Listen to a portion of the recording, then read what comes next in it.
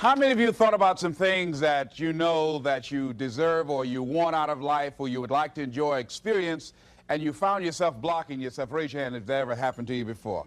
All right, very good. Here's what I want you to do. Shake somebody's hand on your right and your left, and here's what I want you to say. Whatever you're seeking, it's seeking you. It's seeking you. You can have it. You can have it. Give yourselves a round of applause, all right?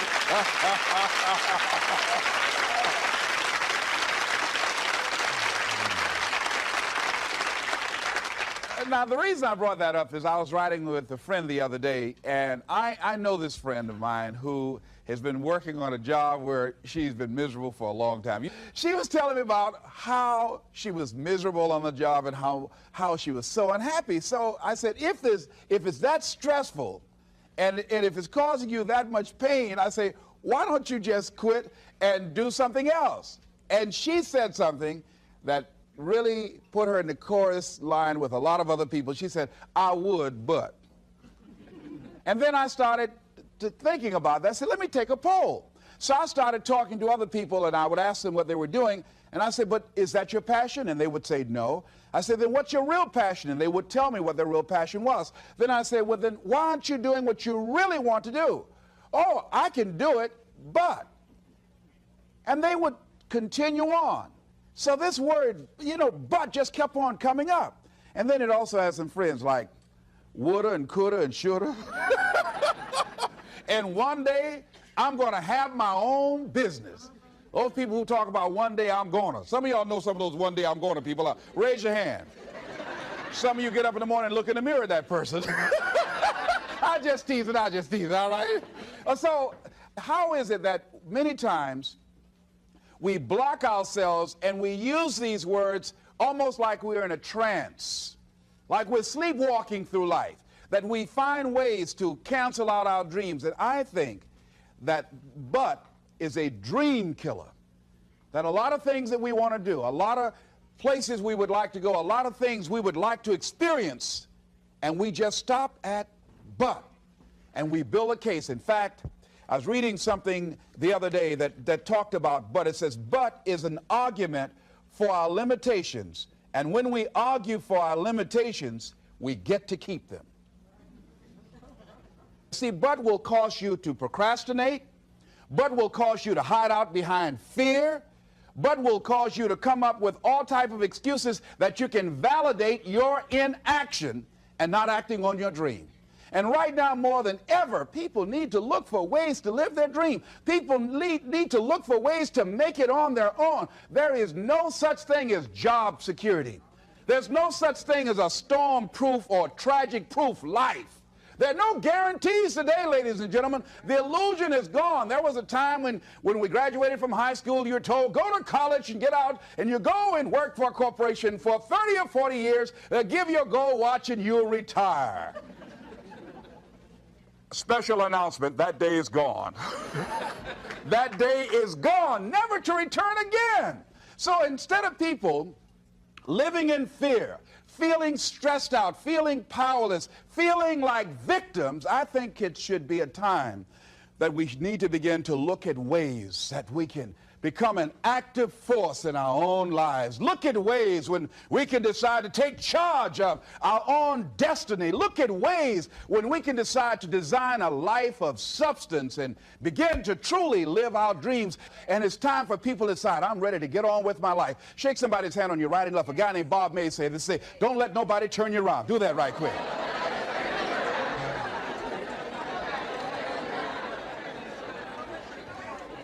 Now, a lot of people say, I'm going to live my life one day when things get right. When I get all my bills paid. When I get my feet on the ground. I say, what have you been walking on? See, there are no problem-free moments. A guy named Dimples had a record one time called, If It Ain't One Thing, It's Another. And I say, if it ain't one thing, it's 12 others. Always something there to build a case on why you can't move on, why you can't grow to the next level, why you can't begin to manifest your greatness, why you can't begin to live life on your terms. Always something there to block you, to keep you where you are, and keep you from beginning to develop your true greatness. Always some fear How do we handle it? And I'm saying that if you've been hiding out behind but, if you've been using the fact that you don't have enough money or you don't have the education, take it head on. Go get the education. I was saying to a guy the other day who was saying, I said, how old are you? He says, 47 years old. I said, your sister tell me that you can't read. He said, that's right. I said, why? Well, you know, I didn't go to school. I said, excuse me, how old are you? I'm 47. 47? Yes. And you can't read or write? Yes. Have you ever heard of adult school, adult education? Have you decided that you should learn how to read to begin to expand your world? Why are you using that as a racket? Why don't you decide now that you're going to expand your world, that if other people can learn, you could learn too?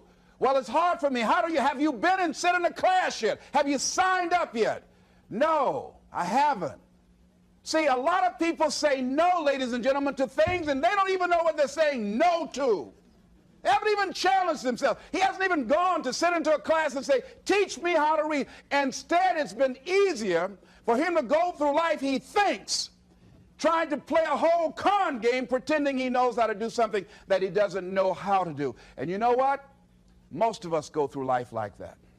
Most of us go through life pretending that we're satisfied where we are, pretending that everything is okay, pretending that we don't have any special goals or ambitions or desires, when really deep down inside we do really want more. But if you look at our behavior, if you judge based upon what we do, that really will tell you some true stories about people, because you have to judge a tree by the fruit it bears, not the fruit that it talks about. See, a lot of people pretend that they want more out of life, but all you have to do is watch their actions. That will tell you something. So I used to pretend that I wanted to lose weight, but how could you tell I was pretending? Watch me when I have a piece of sweet potato pie.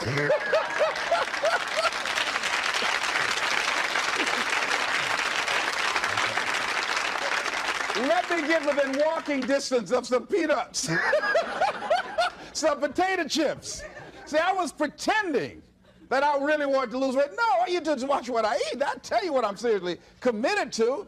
People will tell you, oh, yeah, one day I want to have a restaurant. See, they're pretending they want to go into business for themselves. They're not serious. How can you tell, Les? Watch their actions. Watch what they're doing.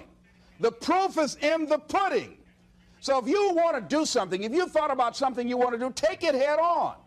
Decide that you're going to start looking at it, start doing research on it, start tackling it, start becoming involved in whatever and wherever it might lead you to begin to explore the possibilities in that particular thing that you're seeking, so that you can begin to learn all you can about it. Decide that you're going to face it, that whatever shortcomings you have, that you're going to strengthen yourself there. Whatever training that's required, that you're going to go get that training, that you're going to get started right now.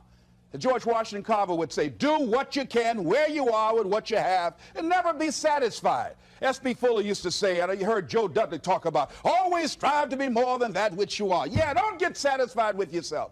Always know that wherever you are, you can enjoy more, that you deserve more. But most people, you know what they do? Most people go through life quietly and safely, tiptoeing to an early grave. Find out what it is you want, and go after it as if your life depends on it. Why? Because it does.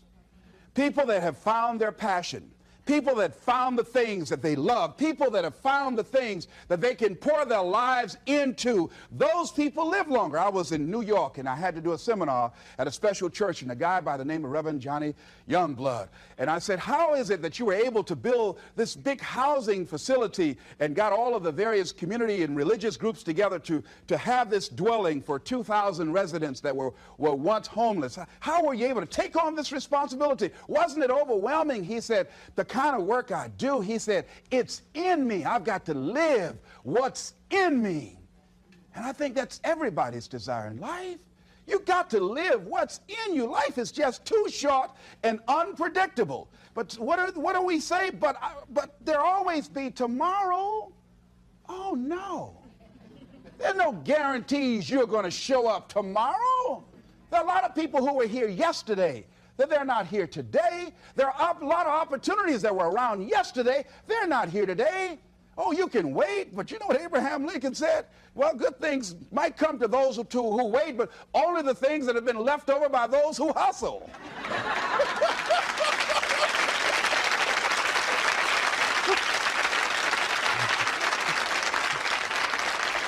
So who want to go through life picking up leftovers? You deserve much more than that. The leftovers that somebody has left you. So take it head on, begin to explore it. Here's something else. Decide to do it now. Decide whatever you want to do, that you are now going to become actively involved right now, exploring the possibilities for you. That you're going to look at it and do just a little bit of it right now. When I decided to become a speaker, I didn't just quit my job and just ran out and say, I'm a motivational speaker. No. What I did was I decided to start looking at other people that were involved in the speaking profession. I volunteered to work with some speakers so that I could learn. Whatever you want to do, get your feet wet. Gain some experience doing some volunteer work in the area and find out whether or not this thing you want to do will fit for you. A friend of mine told me he wanted to have a restaurant. I said, have you ever operated a restaurant before? He said, no. I said, well, really, you don't even know if you want one. I said, what's your expertise? What do you bring to the table? He said, I can cook real good. I said, well, what about the management side? What about the business part of the restaurant? You're not going to be cooking all the time. Somebody's got to receive the money. Who's going to manage the personnel? He said, you got it right. You got a point there. So this guy got a job in a restaurant in the evening time on a part-time basis. After doing that for a while, he said, you know what? I think I just want to be a chef. He said after working there, people didn't show up to work. He said it's hard to find the help. People weren't responsible. The headaches, the guests were just giving him problems day in and day out. They weren't ever satisfied. He said, no, I just think I'll stick to cooking. See, you got to find out what fits for you. Because you might decide that after you go up in there and examine it and experience it and get some experience under your belt on it, well, you say, this is really not what I want. This does not fit for me. So decide that you're going to do that. Now, John H. Johnson said something that's very important. He said, there's no defense against an excellence that meets a pressing public need. See, whatever you decide to do, look at it and find out what is it that I have that I could bring to the table that can begin to enable me to ensure that I could be successful in this. Where is the opening for you? There's room for you out here in the arena called life. There's room for you to come out and live your dream. Don't allow but to keep you in the corner, or keep you up in the bleachers, looking at life, being a spectator, not being a participant, making a difference in life. I believe that all of us came here with something. All of us showed up to give something, and that nobody's going to give that service that you have to give. No one's going to produce your product. No one's going to write your book.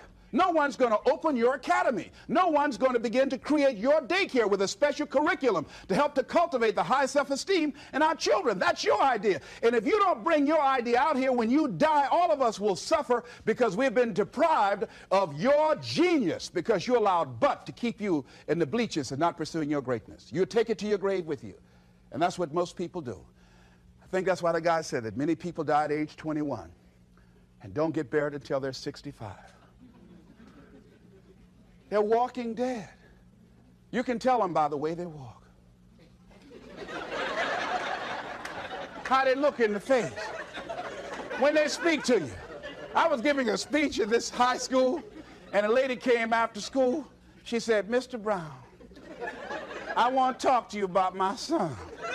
I said, what is it? She said, he's not motivated. I said, I wonder why.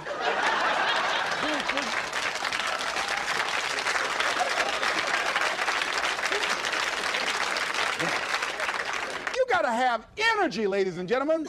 You got to have life. If you're excited about what you're doing, even in the area of selling, you know people don't buy because of logical reasoning. People buy because of your way of feeling. People don't like to be around dead people. No, let the dead bury the dead. No, keep them away from you before they grab you and want to hold on to you or something. So the fact that whatever you do, you want to be excited about it. You want to have the kind of excitement that is so contagious that people want to be around you. Because whatever you're doing, whatever you talk to people about, this particular idea that you have, they're looking at you and they want to know, do you believe it? And are you the kind of person they want to be in business with? And if you're not positive, if you're not energetic, if you're not fired up about it, how can you expect anybody else to be fired up about your idea? Am I right? All right, repeat after me, please. I'm going to be fired up about my dream. I'm going to go at it with everything I got. Shake somebody's hand on your right and left and say, you got what it takes.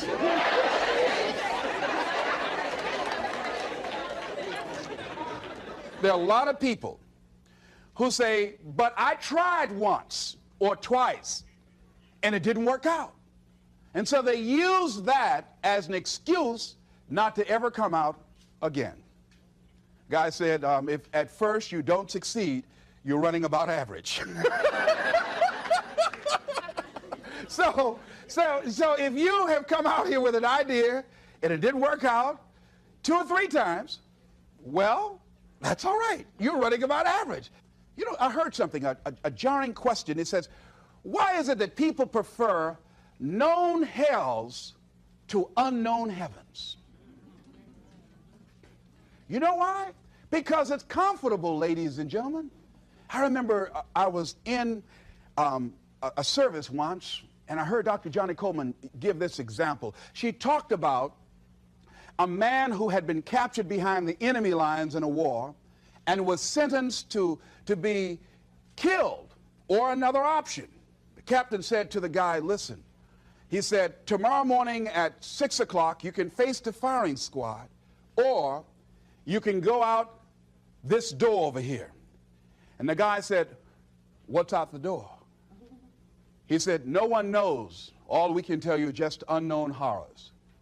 He thought, and the next morning he selected the firing squad. After the shots rang out, the captain's secretary said, what's beyond that door? And he said, freedom. But very few people would select to do it because it's unknown. See, a lot of people never live their dreams. A lot of people never do the things they want to do. A lot of people stay on jobs where they're miserable. I read an article called, Is Your Job Making You Sick? A lot of people, some of y'all know about that already here. So go on and say amen, it's all right. That one lady told me, she said, when I used to go to work, she said, when I stepped in the door, it felt like a refrigerator dropped on my shoulders. How many of y'all understand that kind of feeling? They were miserable, just hated to go after 60 minutes on Sunday afternoon. Or come Monday morning, my head used to throb. I just couldn't take it. Didn't want to go sometimes just for the heck of it. I just drive on by. I used to hate to go to work.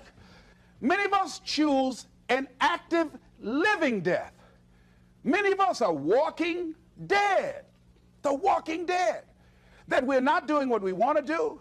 Many of us stay in relationships where we're dying together rather than growing and expanding and living together. We're miserable, but because we don't have the courage to see ourselves beyond that relationship that has turned toxic, we go through life living dead people. And you can always tell couples that have been together for a little while.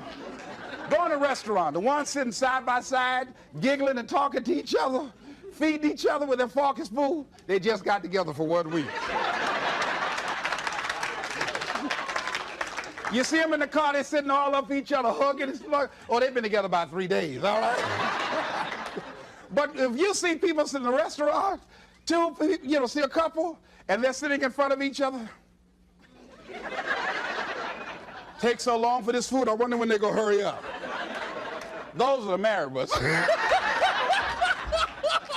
what if I know people have been married for years, living in 2 separate rooms, sleeping in 2 separate beds? Well, it's cheaper to keep it. Not necessarily.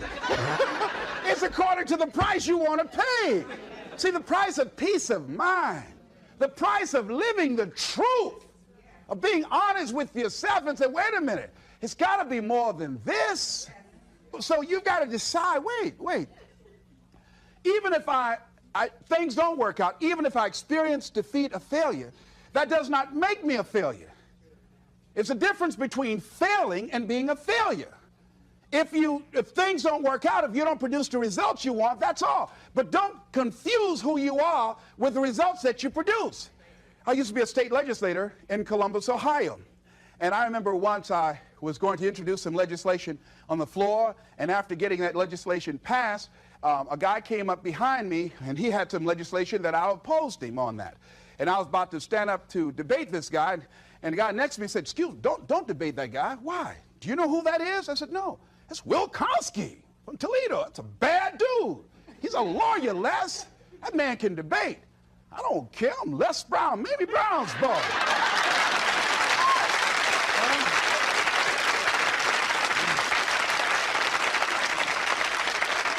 So I raised my hand. "Mr. Speaker," he said, "the gentleman from the 29th House District." I said, "Yes, sir. To tell the gentleman I'd like to take him on. Challenge him on this legislation." He said, Will Kosky said, "I would more than like to, Mr. Speaker." Everybody would say, "Whoa." I asked him some questions. He responded. I say, "I wonder why I asked that man that question." Will Kosky wore me out. I mean, I was so embarrassed, I just limped back to my room with my "yes, I can" attitude. However, here's what I learned. When you win, see, if I win a debate, I win because of what I know. When I lose because what I don't know. So I had to check out, what is it that I did not know? I wasn't prepared. I did not do enough research. I did not do my homework. So he handled me like he wanted to. So I came back again. I waited on some other legislation, did my homework, but he was more than able to take me out again.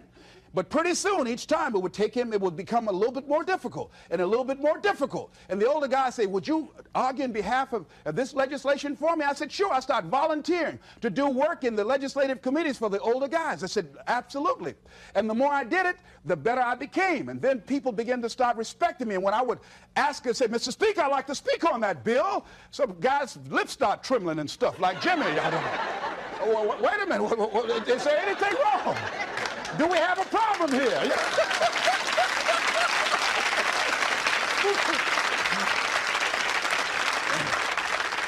But if I wasn't willing to be humiliated, if I wasn't willing to allow myself to be embarrassed, if I wasn't willing to be debated and defeated, if I wasn't willing to look at it and say, "Well, I'm just not good as I'm going to be." You know what that lady say? "Lord, I ain't what I want to be, ain't what I'm going to be, but thank God I sure ain't what I was." Doesn't that make sense?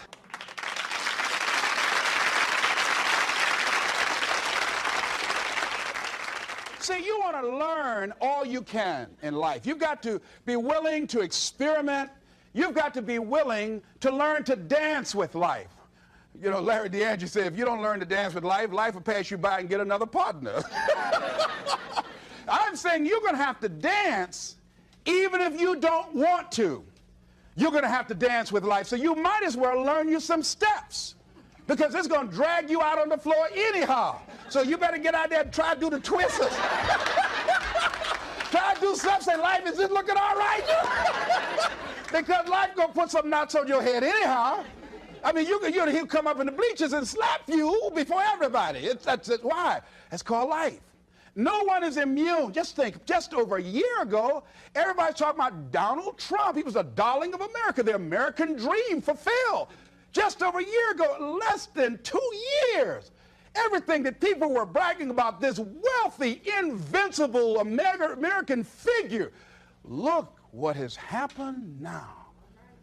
Everybody, no one is exempt from that. I was talking to a friend of mine by the name of Maria. And Maria, who was diagnosed as having muscular dystrophy at age 15 and wheelchair bound, figured that enough had happened to her. She was somewhat immune, she felt, unconsciously, from any more accidents or misfortunes in life. Her wheelchair malfunctioned. She fell out, suffered a closed head injury, almost went blind, lost her memory and concentration for a long period of time. She said, "On that day, Les, I decided to live." I said, "Why?" She said, "Life is about today." She said, I felt because what had happened to me, I was exempt somehow. No. Life will knock on everybody's door. I don't care who you are, care how nice you are. life will come get you. People will dislike you because you're nice. Oh, she thinks she's nice. She's some Miss Goody Two-Shoes. People will dislike you because you look better than they do. Because you have more than they do. They'll be envious and make up lies about you and attack you. Be envious of you. Why? I don't know. That's the way they set it up. I don't know. I don't even ask any questions. That's just the way it is. That's the way it is. Handle it. And that's what Maria said. Les, I'm going to live. She said, and they told me I was going to go blind. I said, wait a minute, can you imagine me around a shopping center in a wheelchair and a walking dog too? Oh, no. She said, I'm going to see, Doc. I've got to. And she can see today. That willpower, that determination, very positive, upbeat person. I say, but don't sometimes you feel sorry for yourself, and don't you wish you had the capacity to do what other people do? She said, I don't waste my time comparing my condition with other people, one. And she said, people that suffer from a lack of motivation suffer mainly from a lack of self-appreciation. She said, I know that I have value, and the fact that I'm in a wheelchair doesn't make me any less of a human being who can contribute something to life.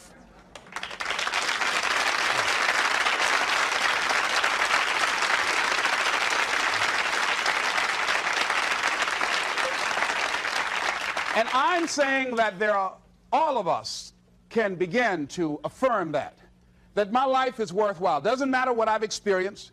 Doesn't matter about what I don't have. Doesn't matter about what I've gone through. What's important is that where I am right now, that I live life and I experience my life fully. She said, Les, before the accident, I wasn't living 100% of my life. I said, what were you living? She said, around 20%. And I said, you know what? I said, I know what that's like. See, if you go through life holding back, and most of us do, most of us, if we ask ourselves, have we done all we can do? Most of us will have to answer, no, we haven't. We've been holding back. We have ideas that we don't act on, things we want to do. We're afraid to take chances. We go through life trying to seek security and not coming outside of our comfort zone, and we take most of our stuff with us to the grave. And I'm saying that the fact that you're still here, that you're still breathing, you've got some more work, and you owe it to yourself. You owe it to yourself. So when you get up in the morning, that you can look yourself in the face and say, hey, I'm living my life on my terms. That's important. Not to give up on your dream, not to give up on yourself. Now, are there going to be some moments when you want to give up? Yes. Will there be some moments when it's going to seem like it's impossible? The pain that you're experiencing, the disappointment that you're experiencing, that you're going to say, it's not worth it? Yes, that's going to be right there for you. It's going to be in your face, telling you to go back. You're going to start listening to the buts, and buts will have all kind of help and support from your family members and friends saying, I told you, fool. You're going out there this positive thinking stuff. Look at you now. Bet you wish you had that job now. Remember, I lost my job. I was very controversial in Columbus, Ohio. I was in broadcasting. Lost my job, and here's what I learned. That you've got to immediately start using your energy positively. The old folks used to say, an idle mind is the devil's workshop. That's real. I mean, when I didn't have anything to do, my mind used to say, you better go back and get your job. Why did you just shut up? Always running your mouth. Quack, quack, quack, quack, quack. Why did you just hush? You'll be working right now. Broadcasting was all that I knew. And that was my life. I love talking to people, and I love playing the records. Used to come on there, look out, this is Les Brown. All right, get up, face these, raise your right hand, throw your head back, put your teeth in and say, I am somebody.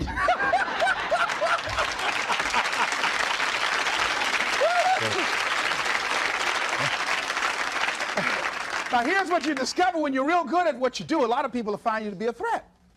They won't hire you. Oh, they want people in there they can control or dominate. So if you're a high-powered person, sometimes that can be a liability for you.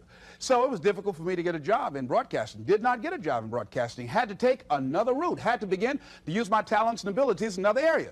Wherever you are right now, I'm saying to you, you've got at least 3 or 4 or 5 talents that you are not even aware of right now. And you'll never be aware of them unless you come outside your comfort zone and challenge yourself to develop your talents and abilities, to see what it is that you might have a knack for, that you haven't discovered as yet. See, most people never discover their true potential or their other talents and abilities because they figure that they're one-dimensional. And they don't try and stretch themselves and learn more. Guys say, he who learns the most earns the most. See, if you start learning more things and finding out and experimenting with your life and finding out what else fits for you, here's what you discover, that as you start working with it, and the more you do it, the more you realize other ideas coming to you, the more creative you can become. And then you say, wait a minute. You know, this comes much more easily than I realized. I've developed a knack and a style for this. See, a guy said to me, he said, if you develop your gift, you like to talk, you like people. I said, yeah. He said, if you develop your gifts, he said, your gifts will take you a long ways in life. And ladies and gentlemen, because I decided, so I used to be a jack of all trades and master of none.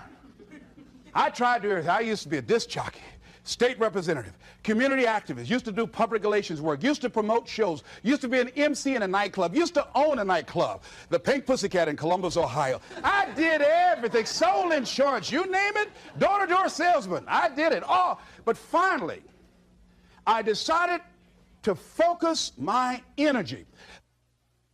I looked at all my talents and abilities. I said, well, I've got to just find what's my one thing, what's my trump card, what's the one thing that I do better than I do anything else. I said, well, I like to do a lot of things. I like to promote, I like the MC, I like to talk, I like being a disc jockey, program director, I like being a community activist, I enjoyed being a state legislator, but I had to find one thing, and I found that one thing. I decided I was going to develop myself as a speaker. And I started following other speakers around. I started doing research. I would read about Marcus Garvey, Frederick Douglass, Booker T. Washington, Winston Churchill. The truth is incontrovertible. Malice may attack it, ignorance may deride it, but at the end, there it is. Carlyle, truth crushed to earth, shall rise again. I would follow Dr. Otis Moss. I read what Dr. Martin Luther King said. He's the greatest preacher in the world. I used to follow him. Of Charles Adams out of Detroit, Michigan. Any great speakers, I would follow them and watch them. I'd be in the back just checking them out. Used to watch Billy Graham on television, turn the volume down to watch his hand movements because he's so expressive with his hands. I just became a student of the area that I wanted to become involved in. I would go to the motivational rallies, join the National Speakers Association, and watching all these guys, and then I would work and practice in other areas and developing my own style. Sometimes I would imitate other guys, and eventually what you'll begin to do is that you emerge and develop your own style as you do it and work with and work with and work with and work with it. And I say to you, that is so exciting. People that are working on their dreams and developing themselves, they have a different kind of walk. They have different kind of energy. You can tell in the tempo of their conversation, they walk differently. They have a lot of energy. They have a glow about them. People that aren't working on their dream, see, you can tell in how their movement, their body language, their voice conversation, they're real slow. Hey, I'll just call. I wasn't doing nothing. Thought I'd call you. Well, don't do that over here. They look at a lot of television. What's on? I don't know. I'm just looking. You know? No, you got to watch this. You don't want to be like that. You want to actively be involved in creating life and making it exciting for you. See, if you watch the news all day and read what's happening in the newspaper, you'll be scared to come out your house. Am I right? You'll be scared around here.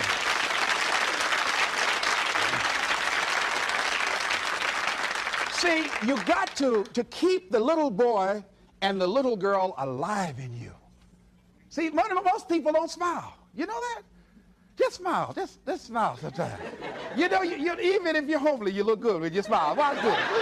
Isn't that something? Smile at a homely person on your right or left right quick. You know that? Now, if you look over there and they're already smiling, then you are the holy one. I'll just play it. I'm glad to be alive. And so, I feel like that. You know, Robert Elliott, who's the head of the cardiology department at the University of Nebraska, he suffered a massive heart attack. He was in the hospital for 3 months, and while there, he reflected on his life after this near-death experience. Because his mother and father, both of them had no history of heart failure, both of them lived to be over 80, and he wrote something. In order to live a long life and be happy, he said, rule number one, don't sweat the small stuff. And rule number two, it's all small stuff. Isn't that real? That's real.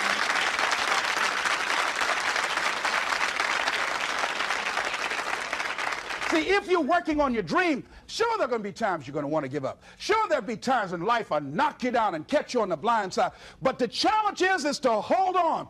And if you hold on tenaciously, I say the universe is on your side. A way will come out of nowhere. Someone will step forward and help you. Just a blessing. Who are you? I don't know, but thank you for coming. Hey.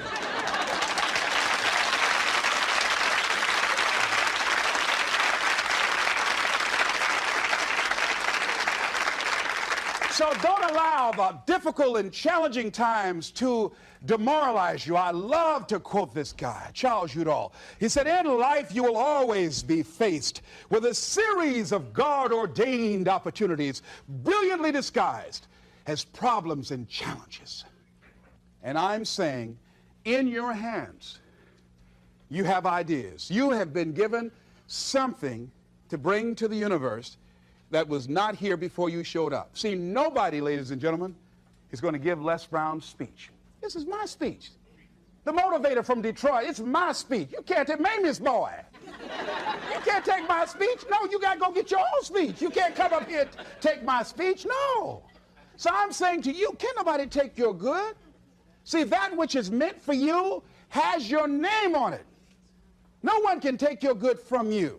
That's you. That work you've been given, that idea that you've been given, if you don't come out here with that idea, no one's going to bring your idea out here. Whatever you're sitting on, whatever idea you're working on, whatever passion, you got to be like Johnny Youngblood. He said, hey, I've got to live what's in me. And let me tell you, I'm happier than I've ever been in my life. Why? I got peace of mind. You can't even put a price tag on that. I'm doing what I'm supposed to do.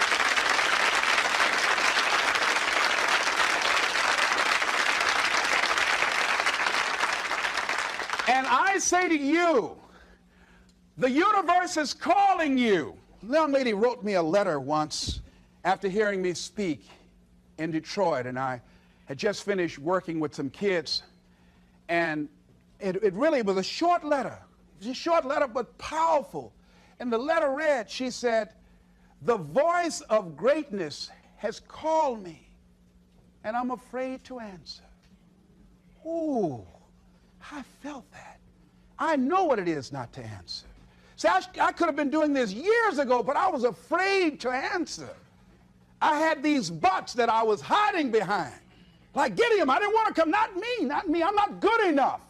Wait, let me get ready. You know, you ever seen those perpetual students? Oh, let me get ready. Got a friend named Carolyn, been going to school 10 years, got all kind of degrees. Ain't doing nothing in life. You know? I'm saying answer your call. The universe is calling you. Here's something about life. You can't get out of it alive. Hello? You can't get out of life alive. Live now, like Maria said. Live your dream now. So, the other night I had a funeral, and I don't mind doing it again. We buried Bud. We said, but you won't have no place in our lives no more. These dreams you've been killing. Oh, but you ain't going to kill no more dreams up here. Everybody repeat after me. But get out of my life. I don't need you no more. Don't come back here. Shake somebody's hand on your right and left and say, keep him away. Keep him away.